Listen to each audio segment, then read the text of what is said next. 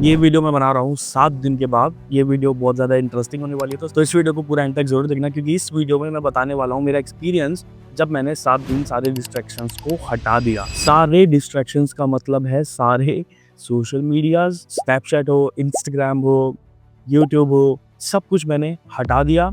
इसके अलावा जो भी चीज़ें मुझे डिस्ट्रैक्ट करती थी, उनको मैंने डाइवर्ट करना शुरू करा। तो इस वीडियो को पूरा एंड तक ज़रूर देखना, क्योंकि तुम्हें भी ये चैलेंज लेने में बहुत मज़ा आने वाला है, अगर तुम इसको ढंग से फॉलो करते हो। मुझे पता ही है कि तुम्हारा भी होता ही होगा कि तुम कोई काम करने बैठते हो, 2 मिनट बाद कोई नोटिफ़िकेशन आती है, तुम फ़ोन स्क्रॉल करते हो, कब 2 घंटे निकलते हैं पता ही नहीं लगता भाई। मेरे साथ भी कंटिन्यूअसली हो रहा था। देखो, पहले ये चीज़ें बहुत कम होती थी, क्योंकि मैं बहुत ज़्यादा वर्क करता था। मैं 16-16, 17-17 घंटे काम करता रहता था जब मैं अकेले वर्क करता था। बट द थिंग इज़, जब मैंने टीम को हायर करा, तो मेरे अंदर थोड़ा-सा आलस आना शुरू हो गया। अब आलस इन सेंस कि मैं टीम के साथ बैठता था, but still I was like कि मेरे को थोड़ा रील देख लेता हूँ। आइडियाज़ जब मैं देखना लगता था अपने क्लाइंट्स के लिए, तो मैं इतना कंटेंट कंज़्यूम कर लेता था, मेरे को पता ही नहीं लगता था भाई सुबह से शाम कब हो गई।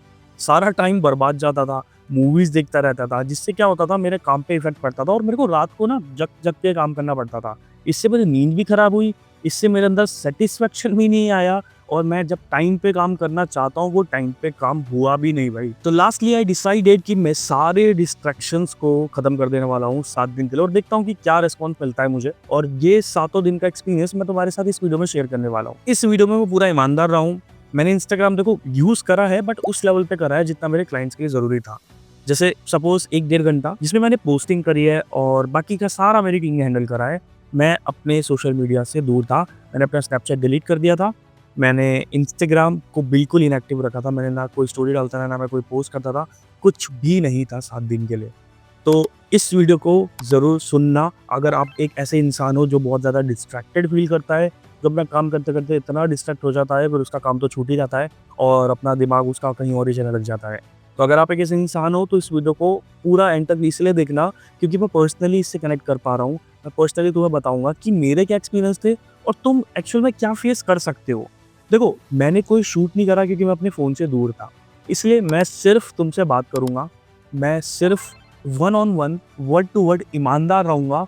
और हाँ, अगर तुम्हें लगे कि ये वीडियो तुम्हारे लिए वैल्यूएबल हो, तो इस चैलेंज को तुम भी लेना। इस चैलेंज को लेके तुम 7 दिन के अंदर ये डिटरमाइन कर सकते हो कि तुम 7 दिन में अगर इतना चेंज ला सकते हो, तो अगर तुम सारी चीज़ों को लिमिट में कर दो, मैं ये नहीं कह रहा कि खत्म कर दो, अगर लिमिट में कर दो, तो तुम कहाँ से कहाँ पहुँच जाओगे। बट उससे पहले सबसे पहले समझ जाते हैं कि डिस्ट्रैक्शंस एक्चुअल में क्या होते हैं। मेरे अकॉर्डिंग जितना मैंने रियलाइज़ करा है, वो ये है कि डिस्ट्रैक्शंस वो नहीं है जिससे हम बोर होते हैं। डिस्ट्रैक्शंस वो है जो हमें हमसे दूर करता है। जो आप एक्चुअल सेल्फ हो, आप जो खुद हो, वो आपको आपके जैसा ही नहीं रहने देता। सपोज़ आप एक बहुत प्लेफुल इंसान थे, और सडनली आपकी लाइफ में कुछ ऐसे सर्टेन चीज़ें हुई, जिसकी वजह से आप थोड़ा वर्क में स्लो हो गए। आप जब भी वर्क करने बैठते थे, आप डिस्ट्रैक्ट होते थे। अब उससे क्या हुआ, आप जो प्लेफुल इंसान थे, आप जो एक्टिव इंसान थे, वो एक्टिव इंसान नहीं रहे। आप अकेले होते गए, आप लोगों से कटते गए, जिससे क्या हुआ, आप इनएक्टिव हो गए, और धीरे-धीरे आप वो इंसान जो थे, वैसे नहीं रहे। तो यहाँ पे आप डिस्ट्रैक्ट हुए हो। और अगर डेली लाइफ के डिस्ट्रैक्शंस की बात करूँ, तो डेली लाइफ के डिस्ट्रैक्शंस तो देखो यही है कि फ़ोन नोटिफ़िकेशंस कंटीन्यूअस बेसिस पे आना, इंस्टाग्राम रील्स, व्हाट्सएप ग्रुप्स, लोगों के साथ chats, Netflix, gossips, junk food की क्रेविंग, प्रोक्रास्टिनेशन, ये सब एक डिस्ट्रैक्शन है। और द थिंग इज़ कि ये इतने एडिक्टिव हैं कि भाई तुम चाह के भी नहीं छोड़ सकते, क्योंकि इनमें से डोपामाइन रिलीज़ होता है। जब तुम इन चीज़ों को करोगे, तुम्हें मज़ा आएगा, एंड जब तुम्हें मज़ा आ रहा है, तो तुम उसको क्यों करना छोड़ोगे, क्योंकि तुम्हारे ब्रेन को तो पता है कि भाई ये कंफर्टेबल चीज़ है तुम्हारे लिए। अब जिस चीज़ में तुम्हारे ब्रेन को कंफर्ट फ़ील हो रहा है, वो तुम्हें अनकंफर्टेबल होने नहीं देगा, क्योंकि तुम बने तो सर्वाइवल मोड के लिए हो। तुम विन वाले माइंडसेट में तो हो ही नहीं। बट द थिंग इज़ कि ये शॉर्टकट, ये जो मज़ा है, वो तुम्हारे लॉन्ग टर्म गोल्स को इफ़ेक्ट करता है, तुम्हारी एनर्जी को इफ़ेक्ट करता है, तुम्हारी वाइब को, तुम्हारे फोकस को इन्फेक्ट करता है। तो मैंने इन सारी चीज़ों को थोड़ा हटाने के लिए ना कुछ रूल्स क्रिएट करे। सबसे पहले मैं तुम्हें रूल्स बताता हूँ। देखो, सबसे पहला मेरा रूल था कि सोशल मीडिया में सिर्फ इंस्टाग्राम को यूज़ करूँगा, बट सिर्फ क्लाइंट के वर्क के लिए, अपने पर्सनल यूज़ के लिए नहीं। मैंने हर किसी से बात बंद कर दी उस टाइम के लिए। उसके साथ जितनी भी नोटिफ़िकेशंस थी मेरे फ़ोन में, उन सबको ज़ीरो कर दिया। मेरा फ़ोन सिर्फ पड़ा रहता था, लिटरली पड़ा रहता था एक जगह। मैं अपने फ़ोन को यूज़ ही नहीं करता था। अगर मेरा फ़ोन यूज़ हो रहा है, तो मेरे साथ जो वर्क करते हैं मेरी टीम, वो ही यूज़ करते थे। इसके साथ जितना भी जंक कंटेंट है, जितना भी एंटरटेनिंग कंटेंट है, उसको कंज़्यूम करना मैंने बिल्कुल ज़ीरो कर दिया। सारी मैं ऐप्स ऑलरेडी मैं बंद कर चुका था, और जितना भी मैं यूट्यूब पे सीखने के लिए जाता था, उसमें भी जो कंटेंट ऐसा आता था जो बहुत एंटरटेनिंग होता था। सपोज़ बोलना नहीं चाहिए, बट जैसे कॉमेडी शो हो गया, जैसे कपिल का शो हो गया, तो हमारे फैमिली में देखा जाता है, बट मैंने उसको अवॉइड करना शुरू करा। क्यों? क्योंकि कहीं न कहीं वो भी डिस्ट्रैक्शन ही है। इसके साथ मैंने एक रूल बनाया है कि 10 बजे के बाद कोई फ़ोन यूज़ नहीं करूँगा। फ़ोन की स्क्रीन बंद 10 बजे के बाद। वहाँ पे ना किसी से बात होगी, ना कुछ कॉल होगा, कुछ भी नहीं। इसके साथ मैंने एक और रूल बनाया कि मैं मल्टीटास्क नहीं करूँगा। देखो मल्टीटास्किंग बहुत ज़्यादा इरिटेट कर देती है एक मोमेंट पे। स्टार्टिंग में तो तुम्हें मज़ा आएगा कि मैंने ये भी कर लिया, मैंने वो भी कर लिया, बट द थिंग इज़ जब तुम उसको कंटिन्यूटी पे करते जाओगे ना, तो तुम्हारी चीज़ें ना अधूरी छूटने लगेंगी। तुम्हें तब इरिटेशन होगी। इसलिए मैंने मल्टीटास्किंग को भी बंद कर दिया और साथ ही मिनिमम से मिनिमम जंक फूड खाना शुरू करा। मतलब एक होता था ना ओवर लिमिट। अब हमने अपने जो मेरी टीम है, मैंने इतना ज़्यादा ओवर खाना शुरू कर दिया था कि हमारे लिए बाहर का खाना घर के खाने से भी ज़्यादा हो गया था। हम बहुत खाते थे। इसलिए मैंने उसको बहुत ज़्यादा लिमिटेड करा, जिसकी वजह से मेरे हेल्थ पे भी बहुत ज़्यादा इफ़ेक्ट पड़ा अच्छे वे में। और साथ ही मैंने लिखना शुरू करा। जितनी भी चीज़ें मेरी लाइफ़ में हो रही थी, जितनी भी चीज़ों के लिए मैं ग्रेटफुल था, रिफ्लेक्ट करा मैंने, उसको डेली बेसिस पे करना शुरू करा। अब देखो डे बाय डे की बात करते हैं। सबसे पहला दिन मैं इसको नाम दूँगा द डिटॉक्स बिगिन। ठीक है? इसका मैं बताता हूँ रीज़न।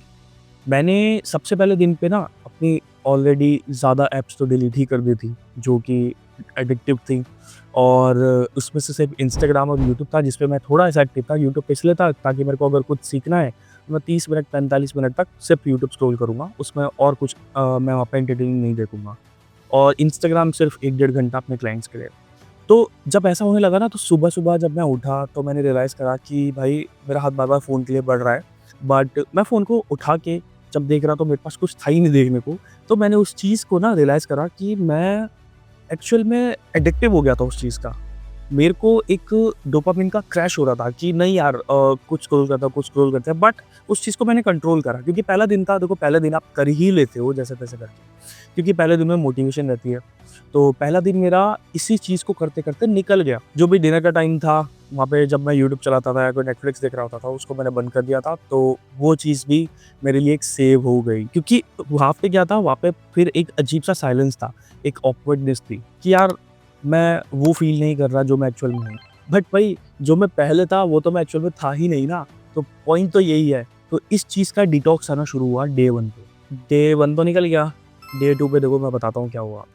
डे 2 पे मैंने नोटिस करा कि मेरे पास डिस्ट्रैक्शंस तो है ही नहीं अब, तो मैं बोर होना शुरू हो गया। मेरा दिन ना लंबा हुआ गया, मतलब ऐसा लग रहा था कि घड़ी भाई चल ही नहीं रही है मेरे टाइम पे तो।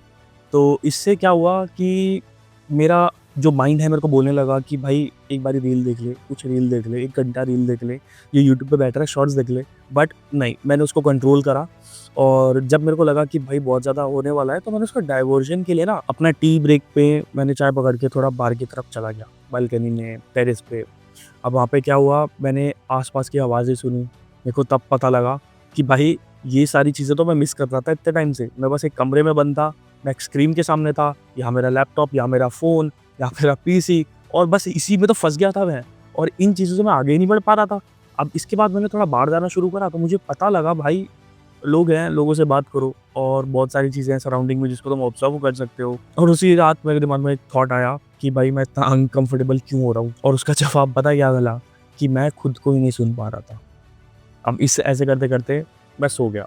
तीसरा दिन आया तो मेरे को थोड़ी क्लैरिटी होना शुरू हुई। अब देखो मैं बताता हूँ क्लैरिटी कैसे हुई। मेरे को पता लग गया कि मेरे को क्या-क्या इरिटेट कर रहा है, मेरे को क्या-क्या डिस्ट्रैक्ट कर रहा है। मैं सुबह उठा, मैंने मेडिटेट करना शुरू करा। मैंने काफ़ी टाइम पहले मैं मेडिटेट करता ही था और उसको मैंने बहुत कम कर दिया था, ना के बराबर ही हो गया था। बट द थिंग इज़ कि मैं अब मेडिटेशन मैंने फिर से शुरू करा डे 3 से। उससे मेरे को पता लगा और अब थोड़ा सेल्फ रियलाइज़ेशन हुआ जब मैंने थोड़ा चिंतन किया। अब इसके बाद मैंने एक जर्नल लिखी। जर्नल में मैंने सारे डिस्ट्रैक्शंस लिखे कि मेरे को क्या-क्या होते थे और क्या-क्या चीज़ें मेरी लाइफ़ में एक्चुअल में थी जो मैं मिस कर रहा था।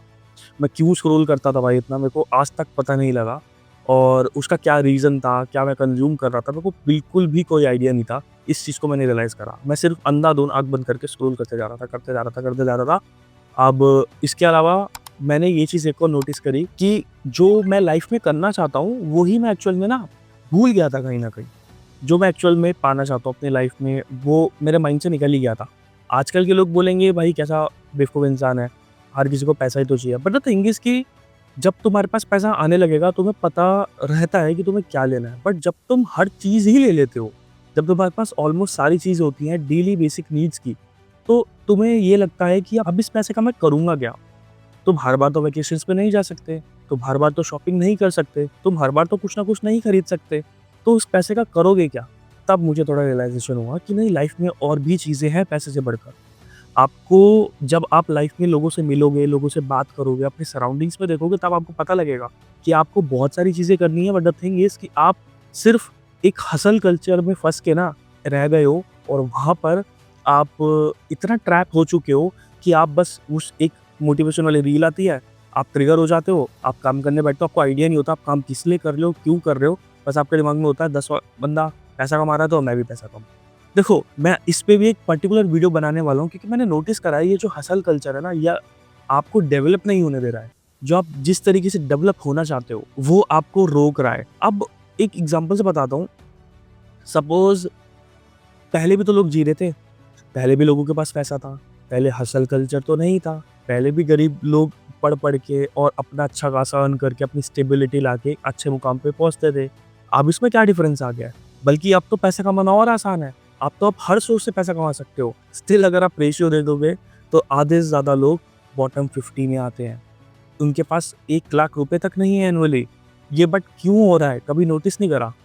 क्यों? क्योंकि आपका बस माइंड पैसा कमाना चाहता है, आप खुद कमा नहीं रहे हो। चलो टॉपिक से नहीं भटकेंगे, अब डे 3 हमारा खत्म हो गया। मैंने थोड़ा बहुत बताया, वो हसल कल्चर में मैं प्रॉपर एक वीडियो बनाऊँगा, अपने पूरे प्रॉपर थॉट्स रखूँगा। तो चैनल को सब्सक्राइब कर लेना, याद रखना, ठीक है? अब डे 4 पे आ जाते हैं। डे 4 भाई बहुत ज़्यादा हेक्टिक था, मैं तुम्हें बताता हूँ क्यों। मेरे को पता लग गया था मेरे डिस्ट्रैक्शंस क्या हैं। अब मैं एक रूटीन से वर्क कर रहा था, बट द थिंग इज़ कि जब आप खाली बैठते हो, काम करने के बाद तो एक मोमेंट पे आप खाली बैठोगे, आपके पास कुछ करने को है नहीं, स्क्रॉल करने को है नहीं फ़ोन। आपके पास कोई ऐसी चीज़ तो है नहीं जिससे आप टाइम पास कर पाओ। तो जब मैं खाली बैठा तो ओवरथिंकिंग, पास्ट के रिग्रेट्स, सारे इमोशनल बैगेजेस सब आने लग गए। सब इतना इरिटेट करने लग गए कि भाई पूछो मत। अब भाई मानोगे कि एक मोमेंट ऐसा भी आया कि मेरे आँख से आँसू निकलने वाले थे, बट कहीं न कहीं कंट्रोल करा अपनी सारी चीज़ों को। बट मज़े की बात पता है क्या है? कि ये सारी चीज़ें होने के बाद भी मेरा इतना दिन इतना बेकार गया, बट उसके बाद भी ना मेरे को बहुत शांति की नींद आई। मेरे को बड़ी पीसफुली नींद आई, मैं एक छोटे बच्चे की तरह सोया जो बेफ़िक्र सोता है। इसको हम बोलते हैं घोड़े बेच के सोना। तो एकदम इतना पीसफुली सोया। उसका रीज़न पता है क्या है? मेरे को बाद में ये चीज़ रियलाइज़ हुई कि उस दिन मेरे पास कोई डिस्ट्रैक्शन नहीं था, मैं अपनी चीज़ों से भाग नहीं रहा था। मैं एस्केप नहीं कर रहा था, मैं उनको कन्फ्रंट कर रहा था। इसकी वजह से मेरे ये जो ओवरथिंकिंग थी, जो मेरे इमोशनल बैगेजेस थे, मैं उनको क्लियर आउट कर पाया। तो है ना मज़े की बात कि तुम्हारे इमोशनल बैगेजेस भी क्लियर हो गए। अब डे 5 पे आते हैं। डे 5 पे मैंने ये चीज़ देखो रियलाइज़ करी कि मैं अपने आप को थोड़ा डिस्कवर करना शुरू करा। मैंने अपने आप को पहचानना शुरू करा फिर से। मेरे को पता लगा कि एक्चुअल संचित की एक टोन क्या है। देखिए, हर एक इंसान की एक टोन, एक थीम होती है, वो उसी हिसाब से चलता है, वो उसी हिसाब से बोलता है, उसी हिसाब से अपनी लाइफ़स्टाइल को जीता है। तो मैं कैसा इंसान हूँ, मुझे थोड़ा रियलाइज़ होना शुरू हुआ। मैं किन चीज़ों में बेस्ट हूँ, मुझे कुकिंग करना पसंद है, मैंने कुक करा, मैंने खाया उस चीज़ को, मैंने एन्जॉय करा, मैंने हर एक मोमेंट को जिया। पर पहले क्या होता था कि भूख लग रही है, क्या बनाएँगे? छोड़ यार ज़ोमैटो कर लेता हूँ। जो चीज़ मैं इंस्टेंटली 15 से 20 मिनट के अंदर बना सकता था घर पे, उस एफर्ट से बचने के लिए मैंने 45 मिनट का ज़ोमैटो में करता था। ये चीज़ मुझे रियलाइज़ हुई। उससे पैसा तो क्या, मुझे ना टाइम पे खाना मिलता था, मेरा टाइम और बर्बाद होता था भाई। तो मैं पहली बार बहुत टाइम बाद दुनिया को बिना किसी फ़िल्टर के देख रहा था डे 5 पे। ये मेरा रियलाइज़ेशन था कि यार बहुत सारी चीज़ें मैं मिस कर रहा था और उन चीज़ों को मैंने करना भी शुरू करा। अब डे 6 और डे 7 सिमिलर थे, क्योंकि देखो मैं थोड़ा क्लियर होने लग गया था, बट जो इनसाइट्स थे मेरे अंदर ओवरलोड हो रहे थे। तो मैंने डे 6 पे उन चीज़ों को रियलाइज़ करा। मैंने सारी चीज़ें लिखी कि मैं इंस्टाग्राम कितना स्क्रॉल करता था, मैंने अपना कितना टाइम वेस्ट करा था, अपना काम पूरा डेली रूटीन से करा, और इतना मतलब मेरा मन खुश था, मेरे को आइडिया ही नहीं था। और क्यों खुश है मेरे को ये भी नहीं पता था। क्यों? मेरे को जहाँ तक लगता है वो उसका रीज़न ये था कि मेरे पास कोई अब ऐसा रीज़न नहीं है जिसकी वजह से मैं अपने आप को डाइवर्ट करूँ, जैसे मैं पहले फ़ोन में करता था। अब मेरा माइंडसेट क्लियर था, अब मैं काम भी अच्छे से कर रहा था, मेरा काम भी टाइम से पूरा हो रहा था, क्लाइंट भी खुश थे। अब इससे क्या हुआ कि मैं भी खुश रहने लगा कहीं न कहीं, क्योंकि जब पैसा आता है तो इंसान खुश ही होता है। अब डे 7 पे दिमाग क्लियर था, दिमाग शांत था। मेन थिंग, मैं पीस में था, और यही चीज़ मुझे चाहिए थी भाई। यही चीज़ मैं ढूँढ रहा था। जो मुझे क्लैरिटी नहीं थी वो मुझे क्लैरिटी मिली, जो मेरे लाइफ़ गोल्स छुप गए थे मुझसे वो मुझे लाइफ़ गोल्स क्लियर होते हुए दिखे। मैं ये वीडियो बना रहा हूँ 10 दिन के बाद। तो इसके बाद मैंने जो बाकी के 3 दिन अपने डिसाइड करे कि मैं हर चीज़ के लिए एक रूल बनाऊँगा। मेरे को भी मेरा फ़ोन रूल कर रहा था, बट अब मैं अपने फ़ोन को रूल करूँगा, as a tool he use करूँगा। ये मेरे लिए एक डिस्ट्रैक्शन है, तो मैं इसको इसी तरीके से यूज़ करूँगा जितना इसका काम है। तो अगर आप एक ऐसे इंसान हो, जो अपनी लाइफ़ में बहुत ज़्यादा खो गया है अपने फ़ोनों के बीच, नोटिफ़िकेशंस के बीच, अपने सोशल मीडिया के बीच, तो मैं आपको यही बोलना चाहूँगा भाई, ज़िंदगी बहुत अच्छी है, लेकिन उसके लिए आपको ज़िंदगी में उतरना पड़ेगा। अब जब आप उतरोगे, हो सकता है स्टार्टिंग के दिन कुछ अनकंफर्टेबल हों, आपके पास्ट लाइफ़, आपके कम्फर्ट ज़ोन, आपके इमोशनल बैगेजेस आपको वापस खींचे। बट एक ही बात बोलूँगा, मैं कर सकता हूँ तो आप भी कर सकते हो। ये चीज़ें ज़्यादा मुश्किल नहीं है, क्योंकि हम वर्चुअल लाइफ़ में, हम रियल लाइफ़ को भूल ही गए हैं। तो अब टाइम आ गया है कि आप थोड़ा रियल लाइफ़ में घुसो, रियल लाइफ़ को एन्जॉय करो, क्योंकि आप देखो सर्वाइव करने के लिए नहीं पैदा हुए हो, आप रूल करने के लिए पैदा हुए हो। आपको अगर हर किसी से अलग होना है, आपको अगर जो लोग ऑलरेडी गलतियाँ कर रहे हैं उनको नहीं रिपीट करनी है, तो आपको अपने अंदर एक चेंज लाना पड़ेगा, और वो चेंज लाने के लिए पहला स्टेप आप ही ले सकते हो।